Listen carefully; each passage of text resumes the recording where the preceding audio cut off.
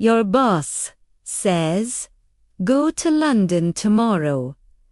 Your heart stops. Is your English ready for business? Let's find out. It's time for shadowing.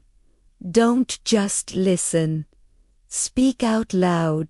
Try to copy my intonation. Let's go to London. Maya is at Heathrow Airport. She's excited but very nervous. This is her first business trip to London.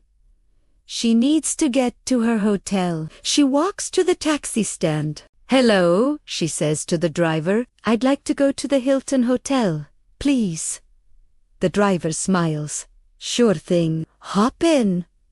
Maya feels a little relieved. The next morning, Maya goes to the office.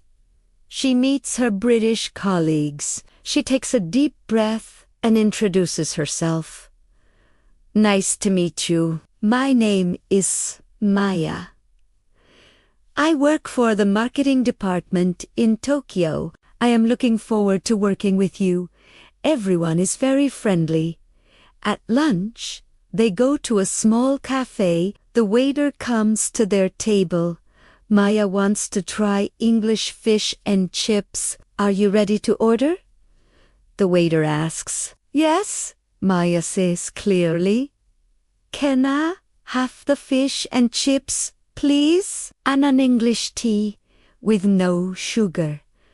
The food is delicious. Maya talks with her new friends. They talk about London and Tokyo.